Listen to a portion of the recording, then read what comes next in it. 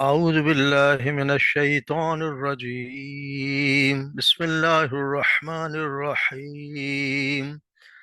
والذين هاجروا في الله من بعد ما ظلموا لنبوئنهم في الدنيا حسنة ولأجر الآخرة أكبر لو كانوا يعلمون. الذين صبروا وعلى ربهم يتوكلون. وما أرسلنا من قبلك إلا رجالا نوحي إليهم فاسألوا أهل الذكر إن كنتم لا تعلمون. بالبينات والزبر وأنزلنا إليك الذكر لتبين للناس ما نزل إليهم ولعلهم يتفكرون. أفأمن الذين مكروا السيئات أن يقصف الله بهم الأرض أو يأتيهم العذاب من حيث لا يشعرون أو يأخذهم في تقلبهم فما هم بمعجزين أو يأخذهم على تخوف فإن ربكم لرؤوف رحيم. أولم يروا إلى ما خلق الله من شيء يتفيأ ظلاله عن اليمين والشمائل سجدا لله وهم داخرون. ولله يسجد ما في السماوات وما في الأرض من دابة والملائكة وهم لا يستكبرون يخافون ربهم من فوقهم ويفعلون ما يؤمرون. صدق اللہ العظیم. والذین ہاجروا، اور وہ لوگ جنہوں نے ہجرت کی، فی اللہ، اللہ کے لیے، من بعد ما ظلم، اس کے بعد کہ ان پر وہ ظلم کیے گئے، لنبوئنہم، ضرور بضرور ہم ٹھکانہ دیں گے، ہم انہیں، فی الدنیا حسنہ، دنیا میں اچھا، والاجر الآخرہ، اور یقیناً آخرت کا اجر، اکبر، اس سے کہیں بڑا ہے،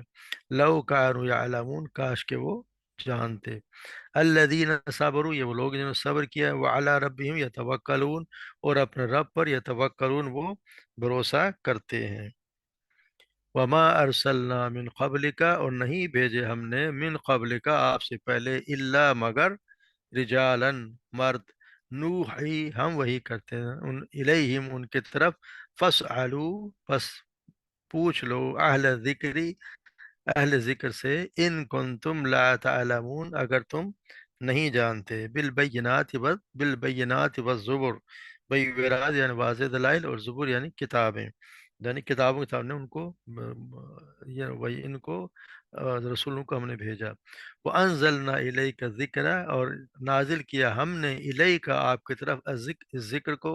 لِتُبَيِّنَ، تاکہ آپ بیان کریں، للناس، لوگوں کے لیے، ما نزل علیہم، جو نازل کیا گیا ان کی طرف، وَلَعَلَّهُمْ يَتَفَكَّرُونَ،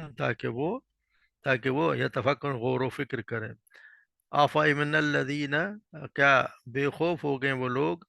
مَکَرُوا السَّیِّئَاتِ، جنہوں نے برے چالیں چلیں، ان یخسف اللہ، کہ یخسف اللہ، دھسا دے اللہ، بہم الارض، انہیں زمین میں،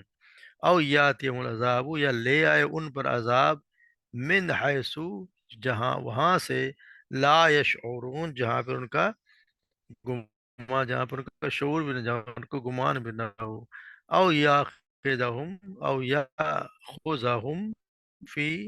اور یا پھر پکڑ لے انہیں، فی تقلبہم، ان کے چلنے پھرنے کے دوران، فما ہم بمعجزین، اور نہیں ہے وہ بمعجزین، عاجز، ہرگز عاجز کرنے والے، او یا خذہم، او یا وہ پکڑ لے، ہم انہیں، اعلیٰ تخوف، یعنی جب وہ خوف کی حالت، خوف زدہ ہوتے ہیں، خوف کی حالت میں اس وقت پکڑ لیں. فَإِنَّا، تو بے شک، ربکم، آپ کا رب، لرؤوف الرحیم، یقیناً رؤوف بےحد مہربان، شفقت کرنے والا اور مہربان ہے۔ اولم یرو، کیا نہیں دیکھا انہوں نے، الا ما خلق اللہ، اس کی طرف کہ جو خلق اللہ من سے، جو بھی چیز اللہ نے پیدا کی، یتفیع ظلالہ، کہ وہ یتفیع یعنی کہ وہ جو جھکتے رہتے ہیں، ظلالہ ان کے سائے، عن الیمینی دائیں طرف، و شمال اور بائیں طرف، سجدا للہ سجدہ کرتے ہوئے اللہ کے لیے، وہم داخرون اور وہ عاجز ہیں، یعنی وہ جتنی بھی چیزیں وہ سب سجدہ کرتی ہیں اور وہ عاجز ہیں۔ وَلِلَّهِ، اور اللہ ہی کے لیے، یسجدو سجدہ کرتے ہیں، ما فی السماوات جو آسمانوں میں ہے، وما فی الارض زمین میں ہے، من دابت ہر جاندار میں سے، والملائکۃ اور فرشتے، وہم لا یستکبرون اور وہ لا نہیں یستکبرون تکبر کرنے والے، تکبر کرتے، یخافون وہ ڈرتے ہیں، ربہم اپنے رب سے، من فوقہم جو ان کے اوپر ہے، ویفعلون اور وہ کرتے ہیں، ما یؤمرون جس کا وہ یؤمرون حکم دیے جاتے ہیں۔ مختصر سے ہم تھوڑی سی تفصیل دیکھ لیتے ہیں۔ والذین ہاجروا فی اللہ، وہ لوگ جنہوں نے ہجرت کی اللہ کی راہ میں، یعنی کہ یہ اصل میں ان لوگوں کے لیے ہے جنہوں نے اللہ کی راہ میں وطن کو چھوڑا، جنہوں نے وطن چھوڑا اللہ کی راہ میں، یعنی اصل میں یہ ہجرت حبشہ جو مکہ میں جو ان لوگ ظلم کیا مشرکین مکہ نے، اور جو بہت سے لوگ آپ صلی اللہ علیہ وسلم نے کہا کہ نجاشی کے یہاں ادھر چلے جاؤ، تو وہاں پہ ان لوگوں کے لیے جن لوگ الذین ہاجروا فی اللہ من بعد ظلم، جن پر ظلم کیا گیا،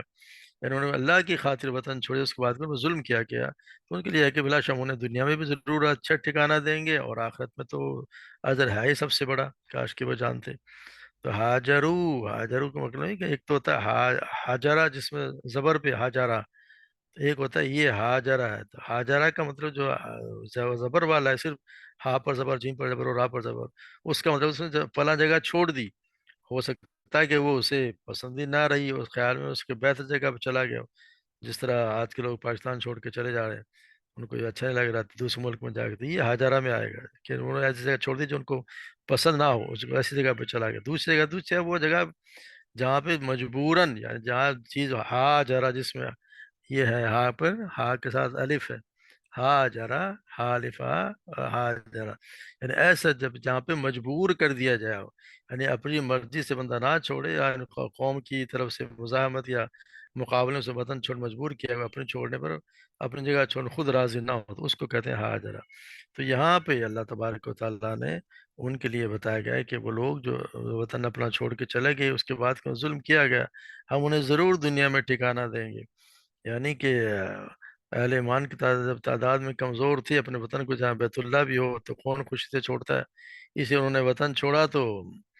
دو وجہوں سے چھوڑا، ایک تو قوم کے ظلم کی وجہ سے، جیسے کہ فرمایا کہ بعد ما ظلم، جب ان کو ظلم کیا گیا، دوسرا یہ کہ ان کا اللہ کے دین پر عمل کرنا اور وطن میں رہنا ممکن نہ رہا، انہوں نے اپنے گھر بار چھوڑے، قبیلے چھوڑے، جائیداد، ہر چیز کو اللہ کی خاطر چھوڑ دیا، اور ایسی جگہ چلے گئے جہاں وہ ظلم سے بچ جائیں اور اللہ کے دین پر بھی عمل کر سکیں، کیونکہ یہ مکی صورت ہے، اس لیے وہ مسلمان سے مراد ہے جو ہجرت کر کے حبشہ گئے، آپ صلی اللہ علیہ وسلم نے ان کی تعداد تقریباً کوئی کم و بیش 100 کے آس پاس تھیں، جن میں سیدنا عثمان غنی اور ان کی بیوی سیدہ رقیہ جو آپ صلی اللہ علیہ وسلم کی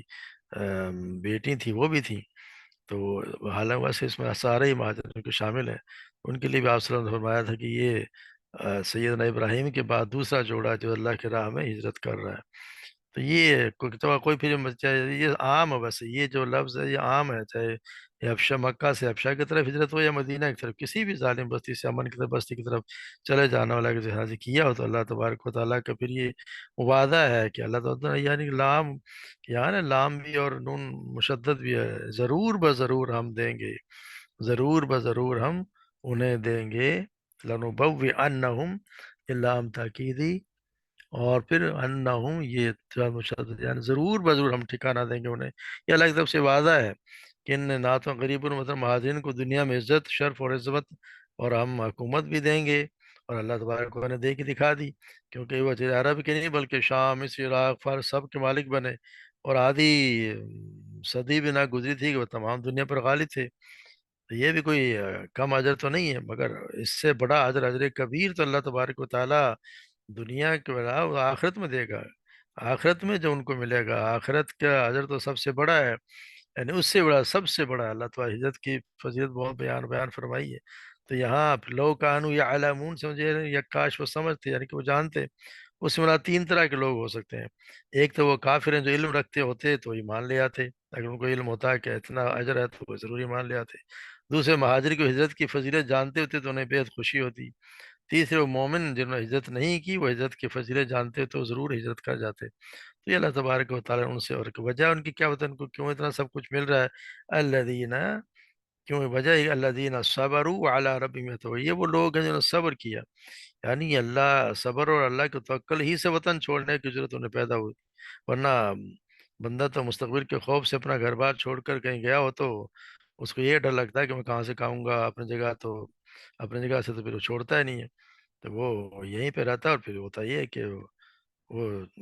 پسا جاتا ہے وہاں پہ. وہ جب اوپر والوں کو برداشت کر سے لگتا تھا، پھر جو ایمان سے بھی ہاتھ دھو بیٹھتا ہے اور جان سے بھی ہاتھ دھو بیٹھتا ہے.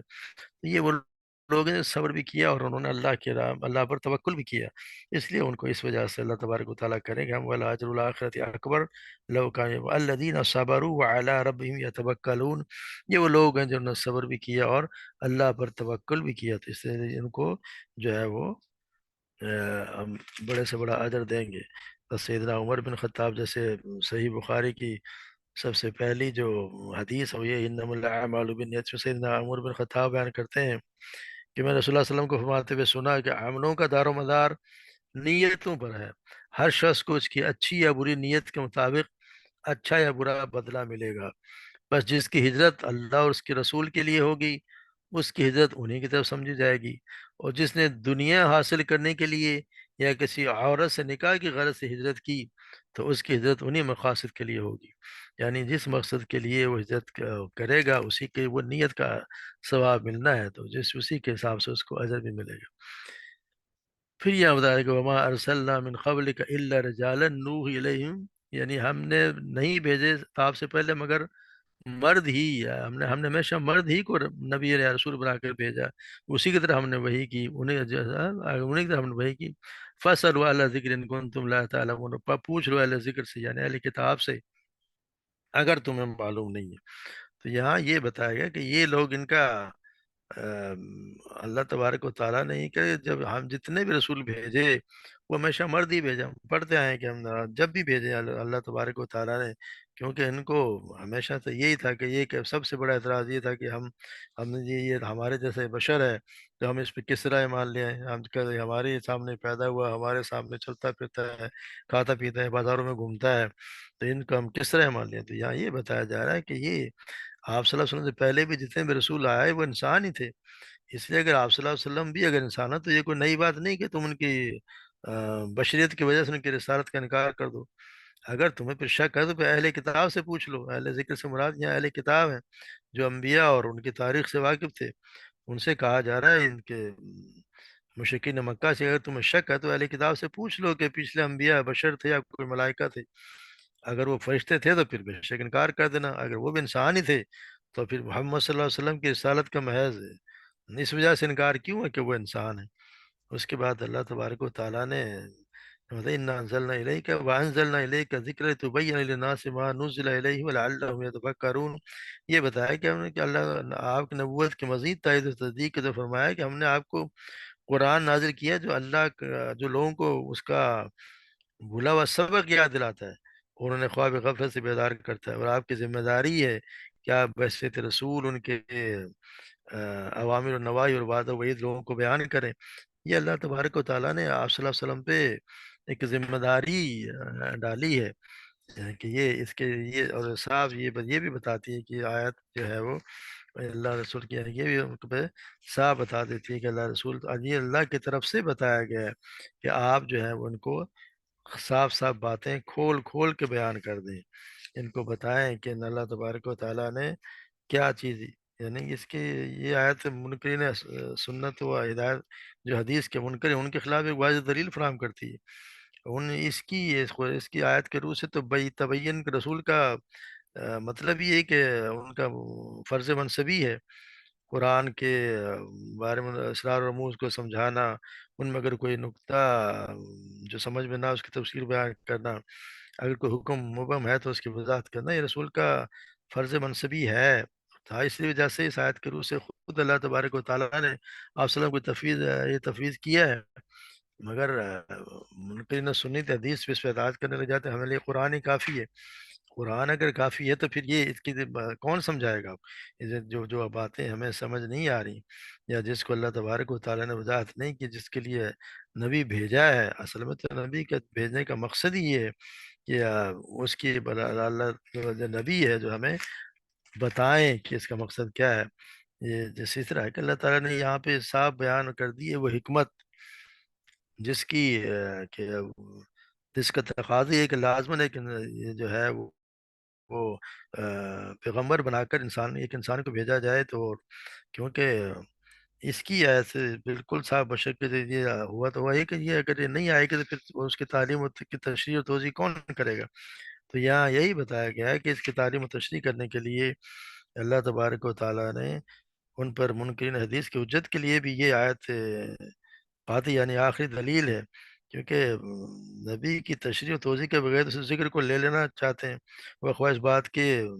وہ مانتے ہوں کہ یا نہ مانتے ہوں کہ جو کہ صرف قرآن ہی ہمارے لیے کافی ہے، تو ایسا نہیں ہے۔ اس آیت کی میں اللہ تبارک نے خود قرآن مجید کے مقصد نزول کی تکمیل کے لیے نبی کی تشریح کو ناگزیر ٹھہرا رہے ہیں، اور نبی کی ضرورت بھی اس طرح ثابت کر رہا ہے کہ وہ ذکر کی منشا کی توضیح کرے، یعنی وہ بتائیں۔ جیسے ہمیں بہت سی باتیں تو ہمیں پتہ ہی نہیں، ہمیں نہیں پتہ ہے جس نماز قائم کرو کس طرح قائم کریں ہمیں کوئی پتہ نہیں،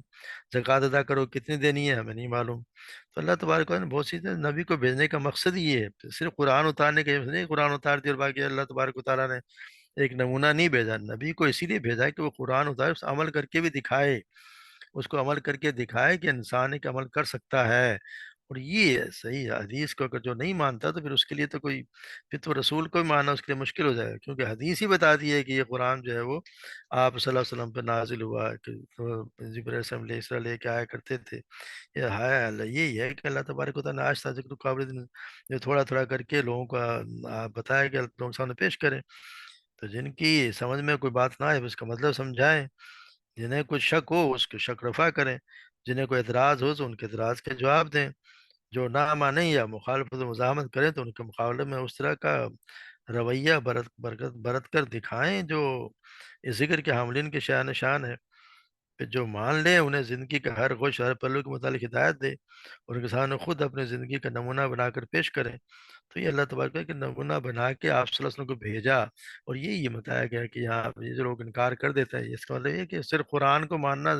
ہی نہیں، قرآن کے ساتھ آپ صلی اللہ علیہ وسلم کی احادیث کو ماننا بھی ضروری ہے، یعنی سنت و حدیث، سنت بھی وہی ہے، حدیث وہی جو آپ نے کیا جو آپ نے کہا اس پر بھی مان لانا، کیونکہ وہ تشریح ہے، اور یہ اللہ تعالیٰ کا حکم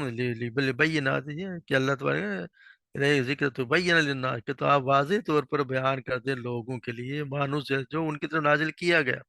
اور تاکہ وہ غور و فکر کریں، یعنی ہم پہ بھی کہیں غور و فکر بھی کریں، اور جو آپ صلی اللہ علیہ وسلم نے ہمیں بتایا اس پہ یقیناً ایمان لانے کو اللہ تبارک و تعالیٰ کا یہ اللہ تعالیٰ جس طرح قرآن کی حفاظت کی، اس طرح احادیث کی اللہ تبارک و تعالیٰ نے ہی حفاظت کرنی ہے،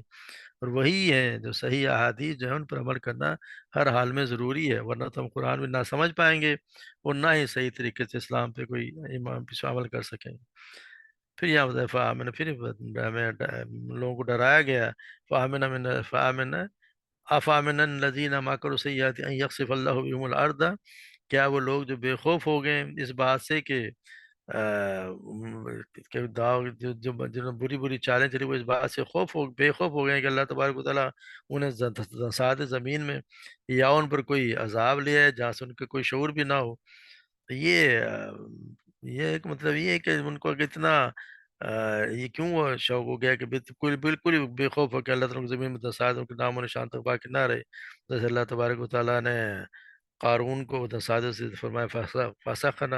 فخسفنا به وبداره الارض کہ ہم نے اسے اس کے مکان کو زمین میں دسا دیا۔ ہم خود بھی دیکھتے ہیں کہ کچھ سالوں پہلے جیسے آزاد کشمیر کے اندر زلزلہ آیا، اس میں بہت سی جگہوں سے زمین پھٹی اور کئی آدمی اور مکان اس کے اندر دھنس گئے۔ پھر دوسرے جھٹکے کے ساتھ زمین کے وہ شگاف دوبارہ مل بھی گئے، وہ دسنے والوں کا نام و نشان تک باقی نہ رہا۔ تو یہ اللہ تبارک و تعالیٰ کی مرضی ہے، اس سے کیا ان سے انسان بے خوف ہو گیا کہ اس کو اللہ ایسے ایسے کام کرنے لگ گیا کہ وہ ڈر گیا، ڈرتا ہی نہ ہو۔ دوسرا یہ کہ انہیں عذاب ایسی جگہ سے آپ پکڑے جہاں سے سوچتے بھی نہ ہو کہ یہاں سے بھی عذاب آ سکتا ہے، اور اچانک آ جانے کی وجہ سے نہ اس کا دفاع کر سکے نہ اسے بھاگ کر بچ سکے۔ یہ اللہ تبارک و تعالیٰ سے ڈرنا چاہیے کہ کس کس چیز سے اللہ تبارک، کہاں کہاں سے اللہ تبارک و تعالیٰ عذاب بھیج سکتا ہے۔ یا یہ کہ یا خذ فی تقلبہم فما ہم بمعجزین، یا وہ ایسی جگہ سے انہوں پکڑ لے کہ وہ چل پھر رہے ہوں، گھوم پھر رہے ہوں، اپنے کاروبار میں مصروف ہوں، اور انہیں اس کی مصروفیت کی حالت میں پکڑ لے، تو یہ ہو نہیں سکتا کہ پھر وہ اللہ کی گرفت سے بچ کر نکل جائے، اور اللہ تعالیٰ کو پکڑنے سے کوئی عاجز کر دیں، یہ تو ہو ہی نہیں سکتا۔ اس لیے اسے ڈرنا چاہیے کہ کسی طرح بھی آج اللہ کو عاجز کرنے والے نہیں ہیں۔ تو اس لیے اللہ تبارک و تعالیٰ چلتے پھرتے بھی، کاروبار کرتے پھرتے بھی، سفر کرتے ہوئے جہاں بھی چاہے ان کو پکڑ سکتا ہے۔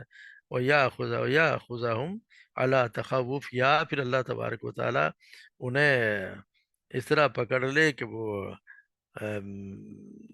جہاں پہ وہ ڈرا تخوف یعنی کہ ڈرانے والے پہلے سے ڈرا دیا جائے، یعنی اس کا مطلب یہ بھی ہے کہ آہستہ آہستہ کم ہونا، یعنی عذاب کی ایک صورت یہ بھی ہے کہ انہیں پہلے ہی سے نظر آ رہا ہو کہ عذاب آ رہا ہے، یعنی جس کے آنے سے وہ ہر وقت خوف زدہ رہے، اور اس کے نتیجے میں دن بدن ان کی جانیں، مال اور پیداوار کم ہوتی چلے جائیں، تاکہ دیکھتے دیکھتے وہ اللہ تبارک و تعالیٰ کے عذاب کی گرفت میں آ جائیں۔ یہ بھی عذاب کی نہایت تکلیف دہ صورت ہوتی ہے، کیونکہ انسان خوف کی وجہ سے نہ جیتا ہے نہ مرتا ہے، بلکہ گلتا ہی چلا جاتا ہے، روز دیکھتا ہے کہ عذاب آ رہا ہے، روز دیکھتا ہے کہ بھوک آ رہی ہے، روز دیکھتا ہے کہ دشمن آ رہا ہے۔ تو یہ بھی اللہ کہ آہستہ آہستہ یہ بھی ایک عذاب کی بہت بڑی صورت ہے، جو اللہ تبارک و تعالیٰ ہم سب کو بچائے۔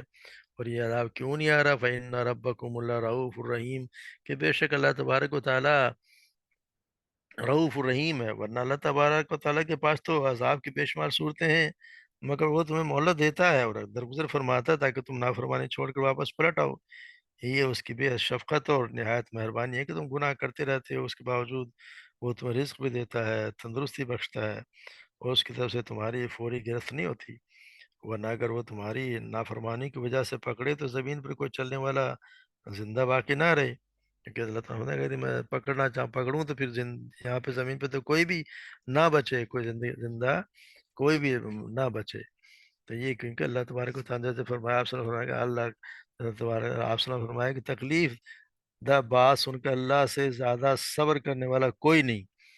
کم وقت مشرک لوگ اس کی اولاد ٹھہراتے ہیں اور ان کو پھر بھی انہیں رزق اور عافیت سے نوازتا ہے، یعنی اللہ تبارک و تعالیٰ نے اتنا رعوف الرحیم ہے کہ وہ ان کو بھی نوازتا ہے جو اس کے ساتھ شریک بھی کرتے ہیں، یا اس کے اولاد بھی اس کو بنا دیتے ہیں کہ اس کی اولاد بھی ہے، انہیں بھی اللہ تبارک و تعالیٰ رزق دیتا ہے اور رعوف الرحیم ہے۔ پھر یہ بتایا کہ وَلَمْ يَرَوْا إِلَىٰ مَا خَلَقَ اللَّهُ مِنْ شَيْءٍ يَتَفَيَّرُ، کہتا ہے کیا نہیں دیکھا انہوں نے کہ اللہ جس اللہ نے پیدا کیا انہیں وہ رات و دن جس چیز کو اللہ تعالیٰ نے پیدا کیا وہ ڈھلتے ہیں تو ان کے سائے دائیں طرف اور بائیں طرف وہ سجدہ کرتے ہیں اس کے لیے، اور وہ عاجزی کرنے والے نہیں ہیں، یعنی کیا یہ دیکھنے مطلب یہ کہ یہاں کوئی دیکھنے کا مطلب یہ ہے کہ ان کے یہ ڈانٹنے کے لیے کہ ان کے کیا مشرکوں کو نظر نہیں آتا، یقینی سب کو دیکھ رہے ہیں کہ کائنات کی ہر چیز اللہ کے سامنے سجدہ ریز ہے، عاجز و مطیع ہے، مگر اللہ کے دیے اختیارات کو ساری مخلوق کی طرح عاجزی، اطاعت و عبادت کی وجہ سے سرکشی اور کفر و شرک میں استعمال کر رہے ہیں۔ یہ اللہ تبارک و تعالیٰ ہمیں دکھا رہے ہیں کہ ہم صبح و شام ہم دیکھتے ہیں کہ صبح و شام کیا سب جو ہے وہ اللہ کے تبارک و تعالیٰ کے سامنے ہی تمام جسمانی اشیاء کے سائے اس بات کی علامت ہے کہ یہ پہاڑ ہوں یا درخت ہوں یا جانور ہو انسان ہوں، سب کے سب ایک اللہ تبارک قانون کی گرفت میں جکڑے ہوئے ہیں، ان کے سب کی پیشانی پر بندگی کا داغ لگا ہوا ہے، الوہیت میں کسی کا کوئی ادنا سا حصہ بھی نہیں ہے۔ سایہ پڑنا ایک چیز کی مادی ہونے کی کھلی علامت ہے، اور مادی ہونا بندہ مخلوق ہونے کا کھلا ثبوت ہے کہ سب اللہ کے مخلوق ہیں، اور سب اسی کی گرفت میں ہے، اللہ تبارک و تعالیٰ کی گرفت سے کوئی بچ نہیں سکتا۔ پھر یہاں آگے فرمایا جا رہا ہے کہ یہ اس زمین و آسمان پر جو بھی ہیں، جتنے بھی ہیں، ملائکہ بھی ہیں، سب اللہ کے سامنے سر سجود ہیں، یعنی زمین ہی کی نہیں بلکہ آسمانوں کی بھی تمام ہستیاں، جن کو قدیم زمانے سے لے کر آج تک لوگ دیوی دیوتا اور اللہ کے رشتہ دار ٹھہراتے آئے ہیں، دراصل سب غلام اور تابع دار ہیں، ان میں سے کسی کا بھی اللہ کی کبریائی میں کوئی حصہ نہیں ہے۔ تو ان کے یہ بتایا گیا کہ یہ جاندار مخلوقات صرف زمین پر ہی نہیں بلکہ عالم بالا میں بھی جو بھی ہیں واللہ ہی کے سامنے سجدہ ریز ہیں. یعنی دنیا کی کوئی بھی چیز جو اللہ تعالیٰ نے پیدا کی ہے، وہ بھی ساری کی ساری، اور ملاؤ پر جو ملائکہ ہیں وہ بھی سب کے سب اللہ کے بھی سجدہ کرتے ہیں. سب کے سب اللہ ہی کو سجدہ کرتے ہیں. ایک اللہ ہی ہے جس کو جو سجدے کے لائق ہے. للہ یسجد ما فی السماوات و ما فی الارض والملائکۃ وہم لا یستکبرون، اور وہ تکبر بھی نہیں کرتے. یعنی یہ نہیں ہے کہ وہ کوئی ان کو یہ کہ جو ان کو گمنڈ ہو کہ وہ تکبر کرتے ہوں کہ وہ کوئی ان کو کوئی غرور پایا جاتا ہو. ان کے متعلق یہ سمجھنا ہے کہ یہ بالکل کوئی غرور ان کے حیا کی چیز نہیں لیا تھا. ان کے متعلق یہ سمجھنا بھی، ان کو جس طرح یہ مشرکین مکہ سمجھتے تھے کہ اللہ کی بیٹیاں ہیں، ان کے اللہ تعالیٰ کے اختیارات میں کوئی حصہ ہے، یہ سمجھنا بھی بہت ہی، اس کی بھی تردید کر دی گئی. یخافون ربہم، وہ ڈرتے رہتے ہیں اپنے رب سے. ربہم من فوقہم، جو ان کے اوپر ہے. اور وَيَفْعَلُونَ مَا يُؤْمَرُونَ، وہ وہی کرتے ہیں جو ان کا حکم دیا جاتا ہے. اسی کے جس چیز کو وہی کریں گے جن کا وہ اللہ تبارک انہیں حکم دیتا ہے. یعنی وہ اپنے رب سے ڈرتے ہیں اس عالم میں کہ وہ ان کے اوپر ہے. اس سے بھی معلوم ہوتا ہے کہ اللہ تبارک و تعالیٰ عرش کے اوپر ہے، اور تمام اہل سنہ کے اس میں اتفاق ہے کہ اللہ تبارک و تعالیٰ ہے عرش کے اوپر مستوی ہے. کیسے ہیں یہ اس کا، کیسے ہے یہ ہمیں نہیں معلوم، مگر کیفیت کا ہمیں معلوم نہیں. جیسا سیدنا جیسے امام مالک رحمہ اللہ نے فرمایا کہ اللہ تعالیٰ کا عرش پر مستوی ہونا معلوم ہے، اس کی کیفیت معلوم نہیں. اس لیے اس کی کیفیت کے متعلق سوال کرنا بدعت ہے. تو یہ اللہ تبارک و تعالیٰ نے یہاں پر، اور بہت سی اور قرآن کی آیات میں سے پتہ تھا اللہ تبارک و تعالیٰ کا عرش پر ہونا اور اس کے اوپر ہونا بیان ہوا ہے. تو ہمیں بھی یہی سوچنا چاہیے کہ اللہ تبارک و تعالیٰ اوپر ہے یہاں پر، اور یہ فرشتے جو ہیں وہ وہی کام کرتے رہتے ہیں جو انہیں حکم سے ذرا سرتابی نہیں کرتے. یہ خاص طور فرشتوں کے لیے کہ وہ ایسی مخلوق ہے، جب اور بھی پڑھنے کے لیے تو وہ وہی کام کرتے ہیں. یا فعلون ما جس کا اللہ تبارک و تعالیٰ حکم دیتے ہیں اس کے علاوہ وہ کچھ بھی نہیں کرتے. تو اللہ تبارک و تعالیٰ ہمیں بھی صحیح تو سمجھنے کی، اور اللہ تعالیٰ کے سامنے سر تسلیم خم کرنے کی، اور جو ہمیں حکم دیا گیا رسولوں کے ذریعے، آپ صلی اللہ علیہ وسلم کے ذریعے، اسی پہ عمل کرنے کی توفیق عطا فرمائے. اس سے ہم بالکل کوئی سرتابی نہ کریں. ہم بھی اللہ تبارک و تعالیٰ کے شکر گزار بندوں میں ہوں، اور اسی کے وہ سجدہ کریں، اسی سے مانگیں، اسی پہ توکل کریں، اور سب کچھ اللہ ہی پہ توکل، اللہ ہی پر بھروسہ کرنے والا ہمیں بنا دے. وما علینا الا البلاغ.